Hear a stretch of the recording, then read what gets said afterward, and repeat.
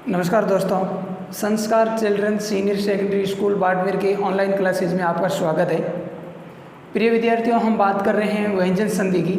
व्यंजन संधि में हमने व्यंजन संधि का एक भाग यानी अनुनासिक संधि पढ़ा है। आज हम पढ़ेंगे परसवर्ण संधि। परसवर्ण संधि को हम अनुनासिक परसवर्ण संधि भी कह सकते हैं। और इसका क्या परिभाषा सूत्र है, क्या इसकी हिंदी में परिभाषा है और क्या इसके उदाहरण है, क्या नियम है, तो आइए देखिए परसवर्ण संधि।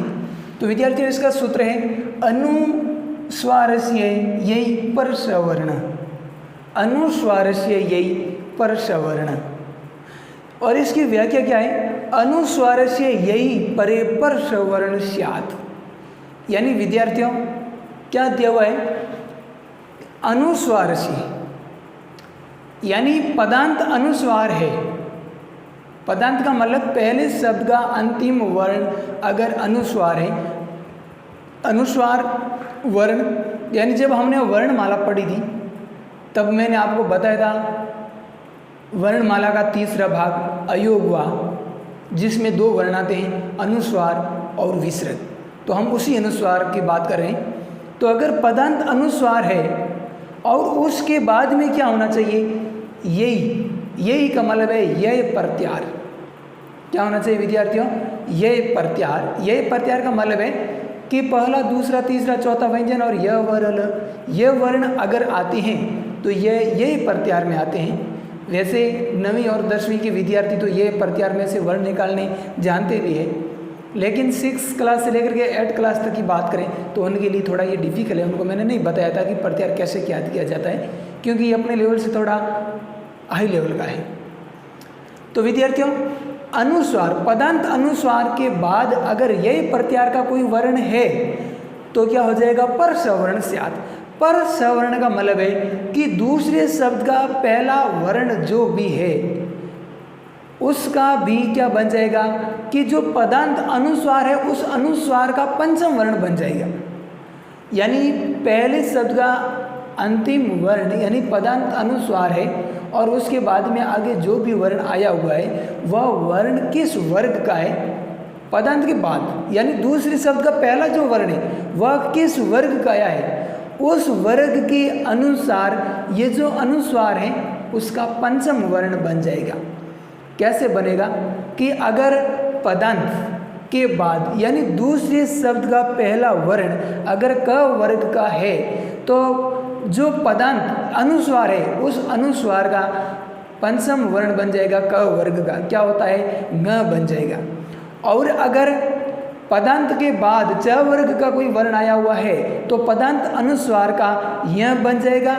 और पदांत अनुस्वार के बाद ट वर्ग का कोई वर्ण आया है तो पदांत अनुस्वार के स्थान पर ण बन जाएगा।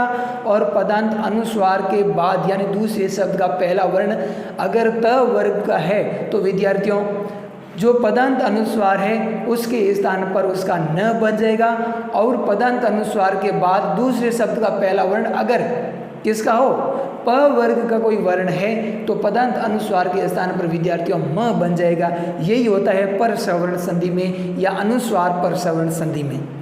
यानी कि जो बाद में जो वर्ण है वो किस वर्ग का है, उस वर्ग का पंचम वर्ण बनेगा, लेकिन बनेगा किसके स्थान पर, जो पदांत अनुस्वार है उसके स्थान पर। तो हिंदी में इसकी परिभाषा को इस तरीके से देखिए, पदांत अनुस्वार के बाद, पदांत का मतलब कई बार मैंने आपको बता चुका हूँ, यानी पदांत का मतलब है पहले शब्द का अंतिम वर्ण। तो पदांत अनुस्वार, पदांत क्या है, अनुस्वार है और उसके बाद वर्ग का कोई भी वर्ण है, यानी किसी भी वर्ग। वर्णमाला में मैंने आपको 5 वर्ग बताए थे, क च ट त प। तो इन 5 वर्गों में से किसी भी वर्ग का कोई भी वर्ण है, कोई भी वर्ण है। ध्यान रखना कि इसमें पंचम वर्ण नहीं होना चाहिए, क्योंकि पंचम वर्ण हम बनाएंगे हो तो अनुस्वार के स्थान पर, किसके स्थान पर विद्यार्थियों, अनुस्वार यानी पदांत के स्थान पर क्या हो जाएगा, अगले वाले वर्ण। अगले वाले वर्ण का मतलब है कि दूसरे शब्द का पहला वर्ण वो किस वर्ग का है, उस वर्ग का पंचम वर्ण हो जाता है। जैसे अब देखिए यहाँ पर कुमदंठित, पहला उदाहरण है कुम, तो ये क्या है विद्यार्थियों, ऊपर जो बिंदी दिखाई दे रही है ये अनुस्वार है, और ये कैसा अनुस्वार है, पदांत अनुस्वार, यानी पहले शब्द का अंतिम वर्ण क्या है, अनुस्वार है। और इसके बाद में क्या आया है, ठ वर्ण आया। तो ठ किसका है, ट वर्ग का वर्ण है। तो विद्यार्थियों हमें करना क्या है कि ये जो अनुस्वार दिखाई दे रहा है, इस अनुस्वार के स्थान पर अगले वाले वर्ण, अगला वाला वर्ण बोले तो ये ठ किस वर्ग का है, ट वर्ग का है। ट वर्ग का पंचम वर्ण क्या होता है विद्यार्थियों, ण होता है। तो इस अनुस्वार को हटा करके इसके स्थान पर हम क्या जोड़ देंगे, ण जोड़ देंगे, तब क्या बन जाएगा, कुंठित। इसी तरह दूसरे उदाहरण विद्यार्थियों, साम धन त। पदांत क्या है विद्यार्थियों, अनुस्वार है। पहले शब्द का अंतिम वर्ण क्या है, अनुस्वार। इस अनुस्वार के बाद क्या आया है विद्यार्थियों, त आया है। तो त किस वर्ग का है, त वर्ग का ही वर्ण है। तो त वर्ग का पंचम वर्ण क्या होता है, न होता है। तो विद्यार्थियों इस अनुस्वार के स्थान पर हमें क्या लगाना है, न। तो साम धन त क्या बन जाएगा, शांत। अगला है अम धन केतः। पदांत अनुस्वार है, अनुस्वार के बाद आगे क वर्ण आया है। तो क वर्ण क वर्ग का है, तो क वर्ग का पंचम विद्यार्थियों न होता है। तो इस अनुस्वार के स्थान पर हम न कर देंगे, तब बन जाएगा अंकित। इसी तरह विद्यार्थियों कम धन ठ। कम पदांत अनुस्वार के बाद ठ, यानी ठ वर्ग का वर्ण है। तो ठ वर्ग का पंचम वर्ण क्या होता है, ण होता है। तो अनुस्वार के स्थान पर हम ण लगा देंगे, तो क्या बन जाएगा, कंठ। सम धन पति। सम पदांत अनुस्वार के बाद आगे प आया हुआ है। तो प किस वर्ग का है, प वर्ग का है। तो प वर्ग का पंचम वर्ण म होता है विद्यार्थियों। तो बन जाएगा सम धन पति, यानी संपत्ति। काम धनता, कांता। किम धनचित। पदांत किम अनुस्वार के बाद आगे ची, यानी च वर्ण आया। तो च किस वर्ग का है, च वर्ग है। च वर्ग का पंचम विद्यार्थियों यह होता है। तो किम धनचित क्या बन जाएगा, किंचित। यह है अनुस्वार संधि। अब इसका विद्यार्थियों एक दूसरा सूत्र और भी है। वैसे इसमें 3-4 सूत्र है, लेकिन जो अपने लेवल तक के सूत्र हैं हम वही पढ़ेंगे। इसमें दूसरा सूत्र है विद्यार्थियों तोरली, या इसको हम पर सवर्ण लत्व संधि भी बोलते हैं। जो तोरली सूत्र है इसको लत्व संधि भी बोला जाता है, और आप ऐसा भी बोल सकते हो पर सवर्ण लत्व संधि, या सिर्फ लत्व संधि, और या सिर्फ पर सवर्ण संधि भी बोल सकते हो। इसके तीनों नाम में से आप कुछ भी बोल सकते हो, पर सवर्ण लत्व संधि, या लत्व संधि, या पर सवर्ण संधि। और इस सूत्र की क्या व्याख्या है और क्या इसकी हिंदी में परिभाषा है, तो देखिए सूत्र है तोरली। इस तोरली का मतलब है कि त और ल। तो का मतलब है त वर्ग। तो का मतलब क्या है, त वर्ग। और ल का मतलब क्या है, ल वर्ण। तो का मतलब है त वर्ग, यानी त थ ध ध न। और ल का मतलब सिर्फ ल वर्ण है। तो इसकी व्याख्या क्या है कि त वर्ग से लकारे परे पर सवर्ण स्यात्। त वर्ग से, त वर्ग से का मतलब है कि अगर पदांत त वर्ग है, पहले शब्द का अंतिम वर्ण त थ द ध न, इनमें से कोई भी वर्ण है लकारे परे। परे का मतलब है बाद में, और इनके बाद में लकारे, लकारे का मतलब है ल वर्ण। लकारे यानी ल वर्ण। तो पदांत त वर्ग के बाद में अगर ल वर्ण है तो पदांत भी क्या बन जाएगा, पर सवर्ण स्यात्। यानी पर सवर्ण, पर का मतलब है कि बाद वाला वर्ण, और बाद में कौन सा वर्ण आएगा, ल। तो जो पदांत या त वर्ग है वो भी किस में बदल जाएगा, ल में बदल जाएगा। इसकी हिंदी में इस तरीके से कुछ परिभाषा है, यदि पदांत त वर्ग के पश्चात ल आए तो त वर्ग के स्थान पर भी ल हो जाता है। विद्यार्थियों सीधी सी बात है कि अगर पहले शब्द का अंतिम वर्ण यानी पदांत क्या है, त वर्ग, त वर्ग बोले तो त थ द ध न, इनमें से कोई वर्ण आया है और इसके बाद ल, यानी दूसरे शब्द का पहला वर्ण अगर ल वर्ण है तो क्या हो जाएगा कि जो पदांत त वर्ग है उसके स्थान पर भी क्या हो जाएगा, ल हो जाएगा। तो विद्यार्थियों इसको लत्व संधि भी कहा जाता है। किसको, सिर्फ इस तोरली सूत्र वाले जहाँ तोरली सूत्र लगता है यानी जहाँ त वर्ग का ल बनता है उसी को सिर्फ लत्व संधि कहा जाता है, या इसको परसवर्ण भी संधि कह सकते हो और परसवर्ण लत्व संधि भी कह सकते हो। तो विद्यार्थियों जैसे देखिए इसके उदाहरण क्या है, तत् धन लीन, तो हमें पदांत क्या चाहिए, त वर्ग। पदांत क्या है, त वर्ग, यानी पहले शब्द का अंतिम वर्ण अगर त थ द धन इनमें से कोई है तो क्या आया हुआ यहाँ त है, और त के बाद क्या हो, अगर ल आए तो क्या है, ल है, तो क्या होगा कि त वर्ग के स्थान पर भी ल हो जाएगा। तो यहाँ पर ये जो पदांत त वर्ग है उसी का ल बनेगा। ऐसा नहीं कि यहाँ पर दोनों त है और दोनों के स्थान पर ल, नहीं, बल्कि सिर्फ ये जो पदांत लास्ट वाला त है इसका ही ल बनेगा। तो तत् में ये जो त है इसके बाद में लीन यानी ल आया है तो त का भी क्या बन जाएगा, ल, और अपना बन जाएगा तत् धन लीन का तलीन। यानी ये ल त जो कैसा है विद्यार्थियों, हलंत है। हलंत का मतलब आधा है तो आधे के बदले आधा ही मिलेगा, आधे के बदले कोई पूरा नहीं देता है। तो त हलंत है तो इसके बदले हमें ल भी कैसा मिलेगा, हलंत, यानी आधे के स्थान पर आधा ही मिलेगा। उद धन लेख, उद त थ द यानी त वर्ग का तीसरा वर्ण है द, तो इस द यानी त वर्ग का वर्ण है तो द का भी क्या बन जाएगा विद्यार्थियों, ल। द कैसा है, हलंत यानी आधा, तो ल भी कैसा आएगा, आधा। तो उद धन लेख क्या बन जाएगा, उल्लेख। अगला है महान धन लाभ, तो महान पदांत क्या है, न, त थ द ध न, त वर्ग का है तो इस न के स्थान पर भी क्या बन जाएगा विद्यार्थियों, ल बन जाएगा। लेकिन ध्यान रखना इस सूत्र के अनुसार यानी लत्व संधि में अगर पदांत न वर्ण आया हुआ है तो उस न का लोप होगा और न के स्थान पर ल बनेगा। लेकिन जब ये जो न लोप हो रहा है तो इससे पहले इसके स्थान पर हमें ये अनुस्वार, अनुस्वार भी लगाना है। क्या लगेगा विद्यार्थियों, अनुस्वार, यानी इस न के स्थान पर जो ल बनेगा वह अनुनासिक ल बनेगा। कैसा ल बनेगा, अनुनासिक। बाकी ये कहीं नहीं लगेगा, सिर्फ जहाँ पर न आया है वहीं लगेगा। जैसे यहाँ पर महान, ये जो न है इस न का क्या बन जाएगा, आगे ल आने के कारण ल बन जाएगा, लेकिन यहाँ इस हा के ऊपर क्या लगा देंगे, चंद्र बिंदु यानी अनुस्वार लगा लेंगे। ये कैसा है, ये ल कैसा है, अनुनासिक ल बना है, तो महान धन लाभ का बनेगा महान लाभ। अगला है विद्वान धन लिखति, क्या बन जाएगा, विद्वान लिखति। विद्यार्थियों यहाँ पर भी न है तो न का क्या बनेगा, ल, और न को जब ल में परिवर्तन करेंगे तो न से पूर्व जो वर्ण है उसके ऊपर अनुस्वार भी लगेगा, यानी अनुनासिक ल बनेगा। तो ये क्या बन गया, विद्वान धन लिखति का विद्वान लिखति। अगला है पद धन लव, तो पदांत क्या है, द, किस वर्ग का है, त वर्ग का, तो द का भी क्या बन जाएगा, ल, और अपना उदाहरण बन जाएगा पल्लव। विद्यार्थियों यह पर श्रवण संधि पूरी होगी। तो विद्यार्थियों हम बात कर रहे हैं हम तुकागम संधि, तुक आगम। तुक आगम संधि को हम तुगागम संधि भी कह सकते हैं। तुक, तुक का मतलब होता है त, आगम का मतलब आदेश यानी आना।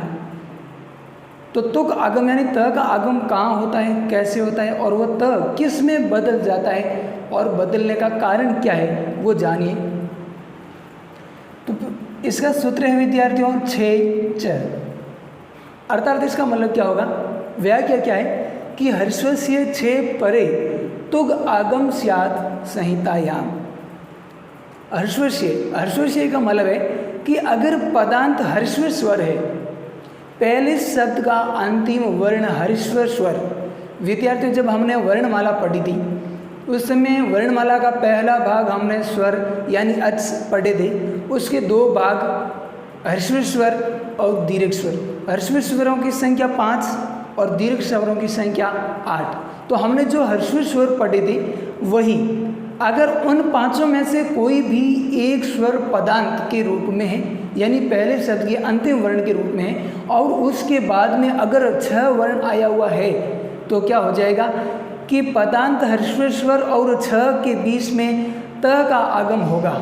किसका आगम होगा, त का। लेकिन वो त किस में बदल जाएगा, तो देखिए हर्षव से 6 परे तुक आगम स्यात् संहितायाम, यानी पदांत हर्षव स्वर है और उसके बाद में 6 वर्ण आया हुआ है तो क्या होगा, तुग आगम, तो यानी त का आगम होगा। तुग का मतलब है त वर्ण, त वर्ण का आगम होगा कहाँ पर, संहितायाम।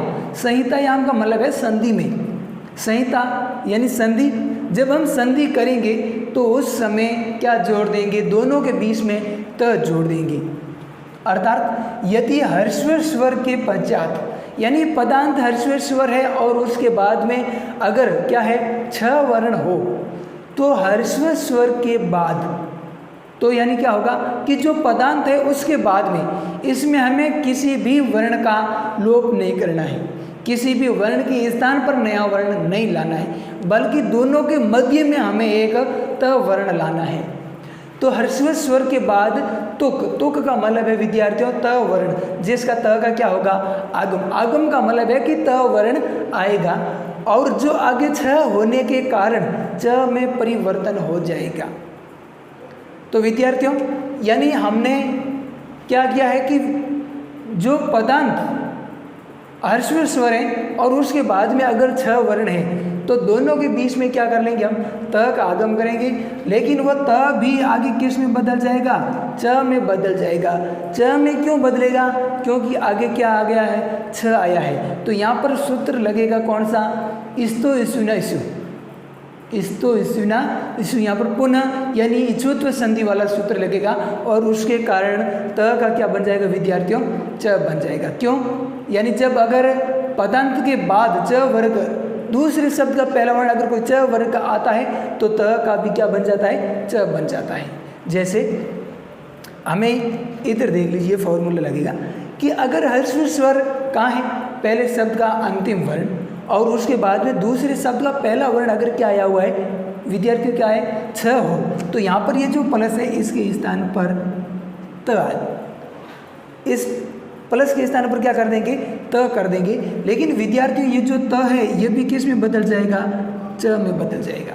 क्यों, क्योंकि आगे छ आया है, छ के कारण त का क्या बन जाएगा, च। नाम तो है तुग आगम, यानी यहाँ पर आगम अर्थात आएगा तो क्या, त वर्ण आएगा, लेकिन वो त का भी बदल क्या जाएगा, च, यानी त च में बदल जाएगा, अर्थात त का क्या बन जाएगा, च बन जाएगा। उदाहरण देखिए विद्यार्थियों, जैसे शिव धन छाया, तो पदांत क्या है, शिव, व में ध्वनि किसकी आ रही है, अ, तो अ क्या है, ह्रस्व स्वर है और पदांत ह्रस्व स्वर, इसके बाद में क्या आया है, छ आया है। तो इन दोनों के बीच में यानी धन, ये जो प्लस का चिन्ह है इसके स्थान पर हमें क्या करना है, त, लेकिन त भी किस में बदल जाएगा, च में। तो हम सीधा कह सकते हैं कि इस धन के स्थान पर हमें क्या करना है, च करना है, तो बन जाएगा शिव छाया। वृक्ष धन छाया, तो पदांत क्या है, अ है, अ के बाद में छ है, तो यहाँ इसके बीच में क्या आ जाएगा, च, तो बन जाएगा वृक्ष छाया। संधि का नाम तो तुक आगम यानी त का आगम होता है, लेकिन वो त वाकई में च में परिवर्तन हो जाएगा।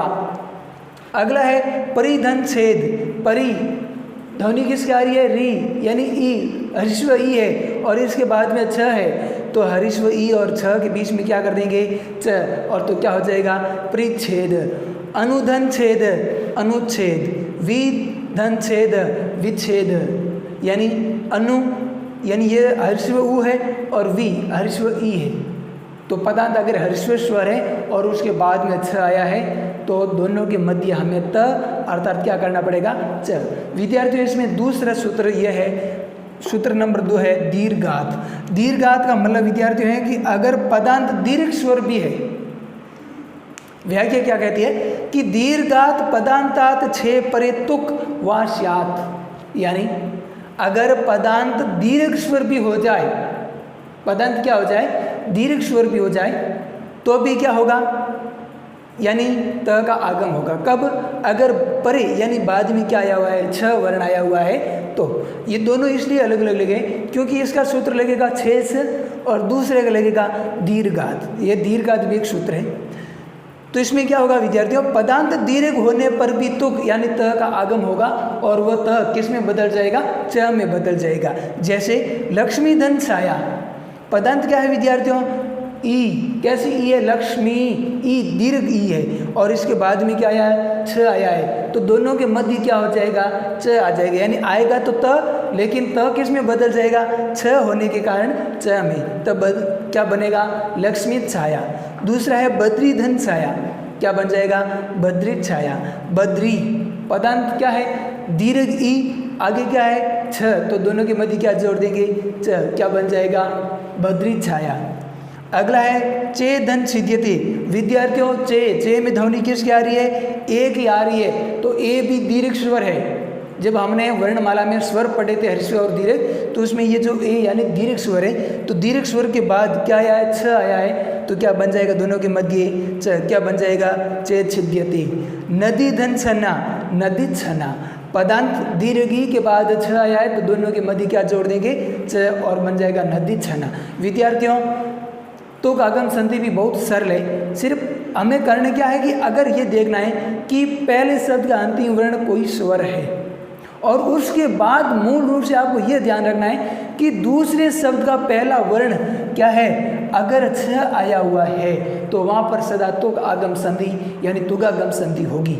और अगर इस कोई संधि युक्त पद है और उसका विच्छेद करना है तो भी विद्यार्थियों बहुत ही आसान होगा। हमें सिर्फ इन दो को देखना है कि च के बाद में छ आया हुआ है, च आधा यानी च हलंत के बाद छ आया है, ऐसा अगर आपको कहीं दिखाई दे रहा है तो समझ लेना विद्यार्थियों वहाँ पर सदा क्या है, तुक आगम संधि। यानी अगर किसी में भी आपको क्या दिखाई दे विद्यार्थियों, ये ऐसा दिखाई दे, यानी च के बाद में छ दिखाई दे तो समझ लेना वहाँ पर सदा तुक आगम संधि है। और जब ऐसे पदों को विच्छेद करना है तो विद्यार्थियों को कुछ भी नहीं करना है, बल्कि जो च हलंत है इसके स्थान पर आपको क्या कर देना है, धन यानी प्लस का चिन्ह लगा देना है और वो आपका संधि विच्छेद हो जाएगा। तो इस तरीके से अपनी ये तुक आगम संधि भी समाप्त। तो विद्यार्थियों बात कर रहे हैं हम अनुस्वार संधि की। अनुस्वार यानी हमने वर्णमाला में अयोग हुआ वर्णमाला का तीसरा भाग, जिसके दो वर्ण पढ़े थे हमने, अनुस्वार और विसर्ग। उसी अनुस्वार की बात कर रहे हैं कि उस अनुस्वार का म कब बनता है या म का अनुस्वार कब बनता है और कब नहीं बनता है। तो अनुस्वार संधि का क्या परिभाषा सूत्र है और कैसे इसके उदाहरण है, तो देखिए। तो विद्यार्थियों इसका सूत्र है मोह अनुस्वार। मोह अनुस्वार का मतलब है कि म का अनुस्वार, यानी जो अनुस्वार है वो किसका बनता है, म का बनता है, लेकिन कब बनता है वो देखिए। तो क्या है, मांतस्य पदस्य अनुस्वार स्यात् हलि परे। मांतस्य म अंतस्य, क्या लिखा हुआ है, मांतस्य यानी म अंतस्य। अगर पदांत म है या अंतिम म है, पदस्य यानी पहले शब्द का या पहले पद का अंतिम वर्ण अगर म है, और परे उसके बाद में हली यानी हल, हल किसे कहते हैं, हल यानी व्यंजन। तो विद्यार्थियों पदांत म है और उसके बाद में अगर कोई व्यंजन वर्ण है तो उसका क्या हो जाएगा, अनुस्वार हो जाएगा। यानी पहले पद का अंतिम वर्ण अगर म है और उस म के बाद में दूसरे शब्द का पहला वर्ण कोई व्यंजन वर्ण आया हुआ है तो उस पदांत म के स्थान पर क्या हो जाएगा, अनुस्वार हो जाएगा। जैसे पदांत म के बाद पहले शब्द का यानी पदांत म है, पहले शब्द का अंतिम वर्ण म है और उसके बाद कोई भी व्यंजन वर्ण है तो म का क्या हो जाएगा विद्यार्थियों, अनुस्वार हो जाता है। लेकिन इसमें एक दूसरी शर्त ये भी होती है, तथा स्वर आने पर म का अनुस्वार नहीं होता है।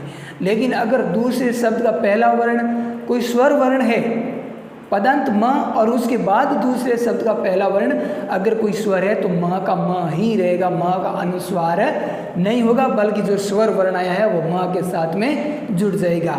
म का अनुस्वार कब बनेगा, इसका आपको ये ध्यान रखना है कि अगर म के बाद में क्या आया हुआ है, व्यंजन वर्ण है, या अगर कोई वह पद ऐसा पद जिसका अंतिम वर्ण म है और उस म के बाद आगे कुछ है ही नहीं, यानी वह अंतिम म है, अंतिम वर्ण म ही है, उसके आगे कुछ नहीं है, तो म का म ही रहता है, तो भी अनुस्वार नहीं होता है। जैसे हमने किसी भी प्रकार का कोई वाक्य लिखा है और उस वाक्य का अंतिम जो शब्द है और उस शब्द का भी अंतिम वर्ण अगर म आ रहा है तो उस म का म ही लिखेंगे, हम अनुस्वार नहीं लिखेंगे। अनुस्वार लिख रहे हो तो वह वर्तनी की दृष्टि से अशुद्धि है, यानी वो आप अशुद्ध लिख रहे हो।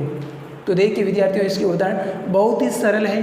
अनुस्वार संधि क्या है, हरिम धन वंदे, पदांत क्या है, हरिम म है, म के बाद आगे क्या आया है? व, तो वह स्वर है या व्यंजन? तो विद्यार्थियों वह व्यंजन है, तो इस म का क्या हो जाएगा? अनुस्वार हो जाएगा। और हरीम वंदे का क्या बन जाएगा? हरीम वंदे। बोलने में कोई परिवर्तन नहीं होगा, बल्कि लिखने में सिर्फ म के स्थान पर आपको अनुस्वार करना है। दूसरा है विद्यार्थियों कृष्णम धन नमामि। कृष्णम पदांत म है और इसके बाद न यानी व्यंजन वर्ण है, तो म का क्या हो जाएगा? अनुस्वार और बन जाएगा कृष्णम नमामि। सत्यम धन वद, पदांत म के बाद व व्यंजन है, तो क्या हो जाएगा? सत्यम वद यानी म का क्या बन जाएगा? अनुस्वार। धर्मम धन चर, धर्मम पदांत म के बाद च व्यंजन है, तो म का क्या बन जाएगा? अनुस्वार और बन जाएगा धर्मम चर। गृहम धन गच्छति, गृहम पदांत म और उसके बाद आगे ग यानी व्यंजन है, तो म का क्या बन जाएगा विद्यार्थियों? अनुस्वार और बन जाएगा गृहम गच्छति। दिवम धन गत, दिवम पदांत म के बाद ग व्यंजन है, तो म का क्या बन जाएगा? अनुस्वार और बन जाएगा दिवम गत। यानी दिवम, दिवम का मतलब होता है स्वर्गलोक, स्वर्गलोक में गया हुआ। तो विद्यार्थियों इस तरीके से अपनी यह अनुस्वार संधि भी पूरी हो गई।